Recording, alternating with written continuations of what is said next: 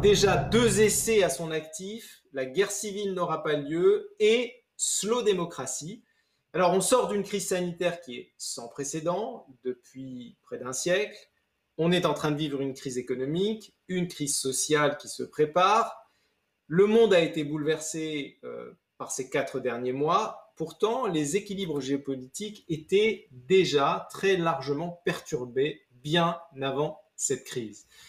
Bonjour David Jaiz, est-ce que tu m'entends, David? Bonjour Michel, je t'entends très bien, j'espère qu'il en va autant pour toi.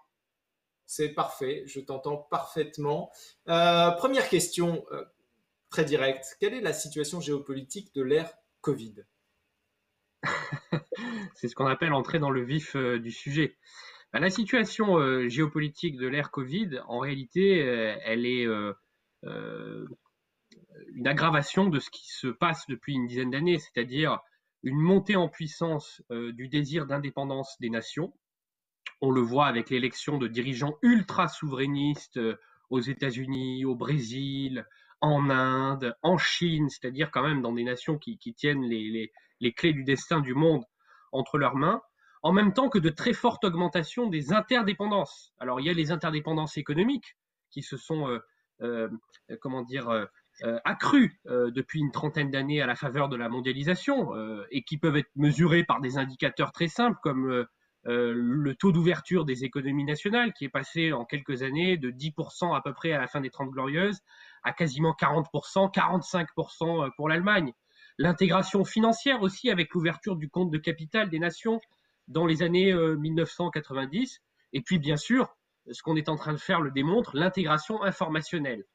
Cette interdépendance générale peut aggraver ou provoquer des crises comme celle du coronavirus. Alors bien sûr, le coronavirus n'est pas le résultat de la mondialisation, mais si ce virus s'est déployé aussi rapidement partout dans le monde, c'est précisément parce qu'il a emprunté en quelque sorte les voies aériennes intercontinentales. Il y avait une formule d'un géographe que j'aimais bien, il disait le virus au fond a été le passager clandestin des voies de la mondialisation. Et donc je dirais que le défi géopolitique majeur de notre époque, c'est précisément d'arriver à concilier le désir croissant d'indépendance des peuples et une situation d'interdépendance objective, économique, informationnelle, sanitaire, qui va croissant avec la dynamique de la globalisation. Et ça, c'est un vrai défi qui est devant nous.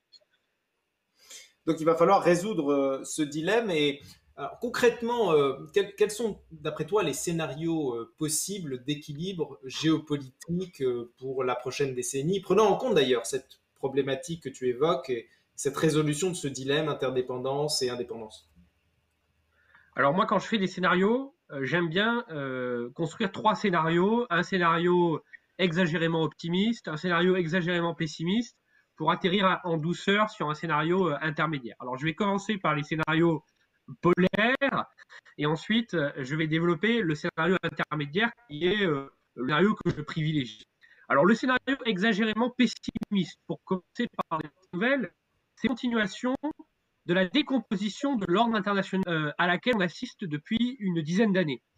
Les 2 grands événements tectoniques des années 2000, c'est bien sûr l'élection de Donald Trump et le Brexit. L'élection de Donald Trump doit être comprise sur le plan international et géopolitique comme un retournement de situation absolument considérable, puisque la nation la plus puissante du monde, les États-Unis, la nation qui avait inspiré l'ordre libéral international depuis 1945, devient la première contestataire, la première à l'ordre international. Donc c'est un facteur de déstabilisation absolument majeur, mais qui au fond s'inscrit dans une longue série de contestations de cet ordre international. Et comme je te le disais tout à l'heure, les principaux dirigeants de la planète aujourd'hui, que ce soit les États-Unis, le Brésil, l'Inde, d'une certaine manière le Royaume-Uni avec le Brexit, sont des dirigeants contestataires de la mondialisation qui privilégient un souverainisme intégral et refusent l'ordre libéral international tel qu'il a été construit à partir de 1945. Donc ce qui pourrait très bien arriver, c'est que la décomposition se poursuive et qu'on ait comme ça des nations fortes qui cherchent à structurer autour d'elles une clientèle de nations qui seraient dans leur giron ou qui seraient dépendantes vis-à-vis d'elles Et au fond, ce serait un monde radicalement multipolaire, sans hégémone, sans domination d'une nation sur les autres, et avec de l'instabilité, de la labilité, puisque tu aurais des groupes de nations comme ça qui s'agrégeraient à telle puissance régionale, et donc nous reviendrions dans le monde des empires. Donc ça, c'est une possibilité, c'est la possibilité pessimiste. La possibilité optimiste, autre scénario de l'autre côté du spectre en quelque sorte, c'est la reconstitution d'un véritable ordre international qui prenne en charge les grands défis du moment. Et Dieu sait si les défis sont importants. Il y a bien sûr le défi des inégalités qui se sont creusées en particulier dans les sociétés occidentales. Il y a le défi climatique, sans doute le plus important de tous, puisque nous sommes désormais face à un mur, dans une situation qui se détériore, avec une planète qui se dégrade, et donc il y a un surcroît de coopération internationale qui est absolument nécessaire, et puis bien sûr une coopération économique plus harmonieuse. Donc ça, c'est une possibilité exagérément optimiste à mon sens, parce que ça voudrait dire qu'il y a une communauté d'intérêts et une communauté de valeurs internationales partagées par quasiment toutes les nations. Et aujourd'hui, je ne vois pas, au fond, autour de quel socle normatif, ni autour de quelle institution, puisque les grandes institutions internationales de l'ordre post-1945 sont toutes en crise aujourd'hui de légitimité. Donc je ne vois pas autour de quoi pourrait s'organiser cette nouvelle coopération internationale très positive. Et donc le scénario intermédiaire, à mon sens, c'est un scénario qui consiste à dire très bien, nous sommes dans un monde orphelin d'hégémone, puisque nous n'avons plus comme ça les États-Unis qui sont l'hyperpuissance dont avait parlé Hubert Védrine, capable de mettre tout le monde autour de la table, autour d'un socle de valeurs partagées, en particulier après 1989, à savoir la démocratie libérale, la marche inéluctable du capitalisme, etc. Tous ces ressorts-là se sont brisés. Mais on pourrait très bien imaginer d'avoir une approche plus pragmatique qui consiste à dire, nous prenons en compte, en quelque sorte, le désir d'indépendance des nations, mais nous organisons un dialogue constructif autour des grandes nations, des nations les plus puissantes, par exemple celles qui sont dans le cadre du G20, autour des problèmes les plus pressants et les plus urgents. C'est ce qu'on a fait après la crise de 2009, puisque les progrès qui ont été faits en matière de lutte contre les paradis fiscaux ont été réalisés grâce aux discussions qui avaient lieu dans le cadre du G20. Rappelle-toi notamment le trio Obama, Sarkozy, Merkel. Bon, c'est probablement ce qu'il faudra faire demain dans la perspective d'une coopération sanitaire internationale ou d'une coopération climatique. Mais alors, ce troisième scénario, est-ce que tu le trouves pas un peu utopique? En l'occurrence, comment est-ce qu'on peut aligner, par exemple, l'Allemagne, la France, les USA avec la Chine, la Russie, le Brésil, l'Arabie Saoudite, notamment sur des questions d'ailleurs démocratiques? Comment est-ce que on peut y arriver? Est-ce que c'est pas un peu utopique? Alors, je pense qu'on pourra obtenir des résultats sur les questions climatiques parce que, au fond, nous n'avons qu'une seule planète et que c'est notre bien commun mondial qui est menacé. Et donc, si la planète se dégrade, c'est une menace et un risque autant pour la Chine que pour la France ou l'Allemagne. Et on voit bien à quel point la question écologique risque de devenir pressante et risque de devenir un problème de politique intérieure en Chine quand on voit ces méga-villes, ces méga-cities saturées, surpolluées, avec des populations qui sont vraiment en risque environnemental. En revanche, tu as mis le doigt sur un des sujets qui fâchent, qui est la question des valeurs politiques, c'est-à-dire, au fond, la croyance dans l'exportabilité de la démocratie libérale, qui était en quelque sorte le double inversé ou le revers de la médaille du capitalisme après 1989, a été complètement décimée. Aujourd'hui, on voit que des nations extrêmement puissantes soit se réclament d'un système politique totalement, radicalement autre. C'est par exemple le système chinois que j'appelle pour ma part un léninisme de marché, c'est-à-dire au fond une mise du capitalisme au service d'un modèle politique profondément autoritaire et quasiment totalitaire, puisque la Chine, en réalité, c'est la domination d'un parti unique, le Parti communiste, et c'est les oppositions sont réduites au silence, les minorités sont traitées avec dans des conditions épouvantables. On voit ce qui se passe, par exemple, en ce moment avec les Ouïghours. Donc, on a un système politique quasiment totalitaire et qui cohabite très bien avec le capitalisme. On a d'autres pays qui sont théoriquement des démocraties, mais qui s'éloignent de plus en plus du standard de la démocratie libérale. C'est le cas de la Russie, c'est le cas de la Turquie, c'est le cas, dans une certaine mesure, du Brésil. Et donc, on voit bien aujourd'hui qu'un consensus sur les valeurs politiques semble de plus en plus difficile à atteindre. Donc moi, je suis vraiment pour une approche pragmatique à géométrie variable, c'est-à-dire que l'environnement, je pense qu'on peut avoir des résultats assez rapidement parce qu'il va y avoir une prise de conscience générale, tout simplement parce que c'est notre sol commun et qu'il devient complètement inhabitable. Quant à la démocratie, je ne pense pas qu'il faille renoncer à nos valeurs universelles, mais il faut avoir une approche en quelque sorte par cercle et il faut dissocier les sujets si on veut obtenir des résultats efficaces et rapides. Mais juste pour aller un cran plus loin, pour être encore plus concret, pour parvenir à cet alignement, comment est-ce qu'on fait de manière très concrète, on le voit, on n'est pas en train d'aller sur cette piste-là, puisque avec les Ouïghours, par exemple, les Anglais sont en train de faire une levée de bouclier. L'accord européen qui a été signé hier met quand même un certain nombre de conditions par rapport aux valeurs démocratiques, en l'occurrence, par exemple, vis-à-vis de certains pays comme la Hongrie. On n'est pas en train d'aller sur cette voie. C'est-à-dire que l'universel démocratique reste quand même un idéal auquel on tient et qu'on n'est pas prêt à sacrifier au nom de l'économie ou au nom du climat.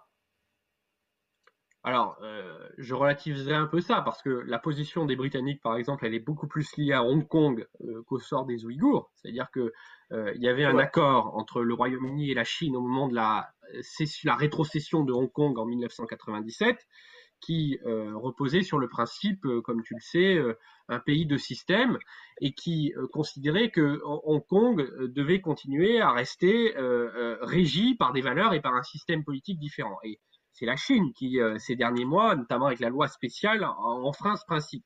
Donc les Britanniques ont réagi sur ce sujet. Sur les Ouïghours, on commence à en entendre parler, mais ça fait quand même des années que un drame et quasiment un génocide se déroule en silence et qu'il y a un silence absolu, assourdissant de la communauté internationale, y compris des pays arabo-musulmans.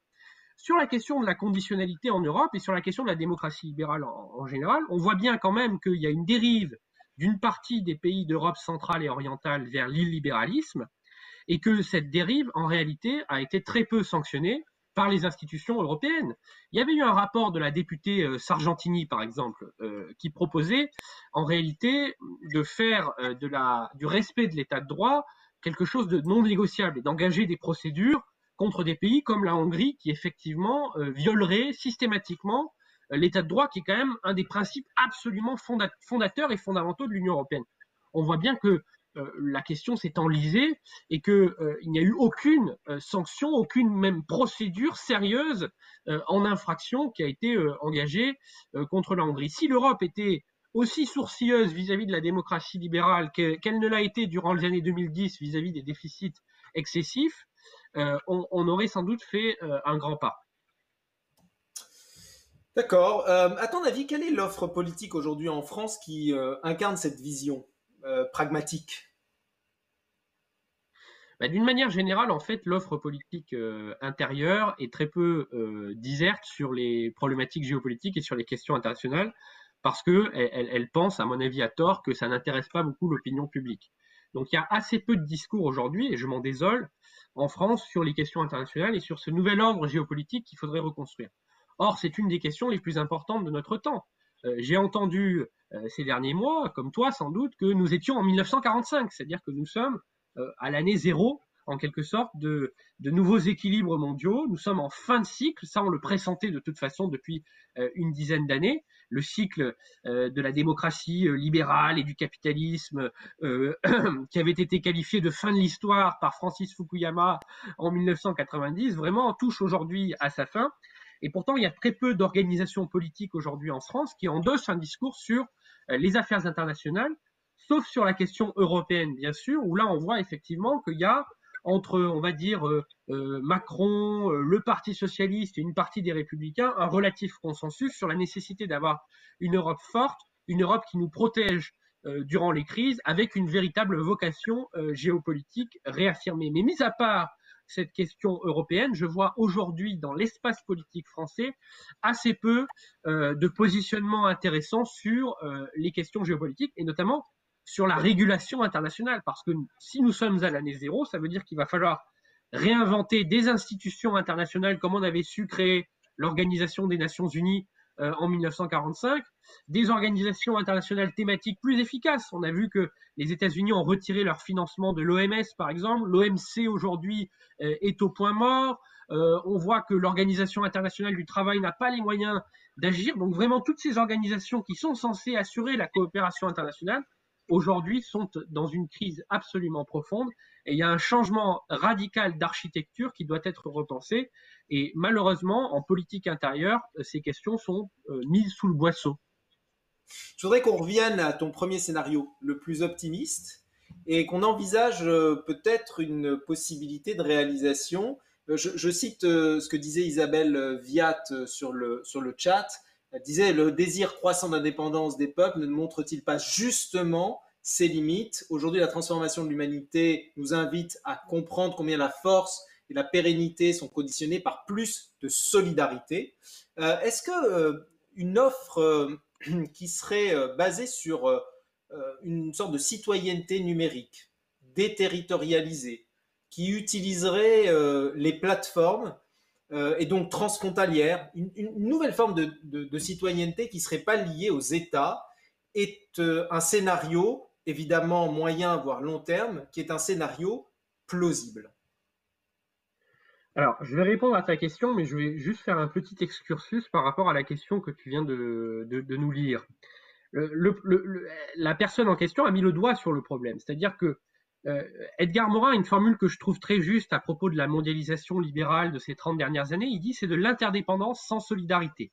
C'est-à-dire qu'on a construit une ouverture économique, une intégration financière, une intégration informationnelle extrêmement forte, mais on n'a pas mis les doses de solidarité, de redistribution, de puissance publique qui auraient permis en quelque sorte de compenser ou de niveler les dégâts qu'une ouverture économique provoque immanquablement sur certaines couches de la population, dans certains secteurs économiques et dans certains territoires. Et le désir de reconquête d'indépendance qui est très fort de la part d'un grand nombre de peuples, que ce soit dans les pays industrialisés ou dans les pays en développement aujourd'hui, il vient précisément de ça.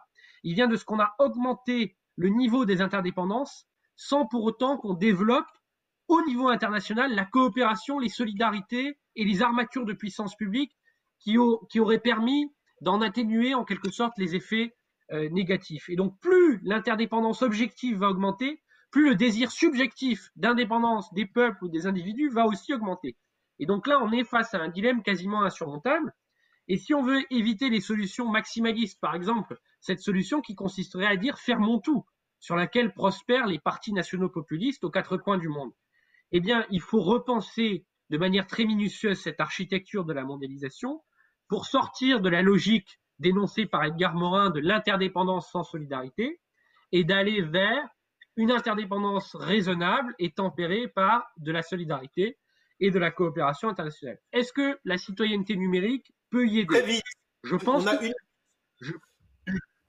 oui, je pense que oui, mais attention à ne pas penser que la déterritorialisation permise par le numérique est l'alpha et l'oméga.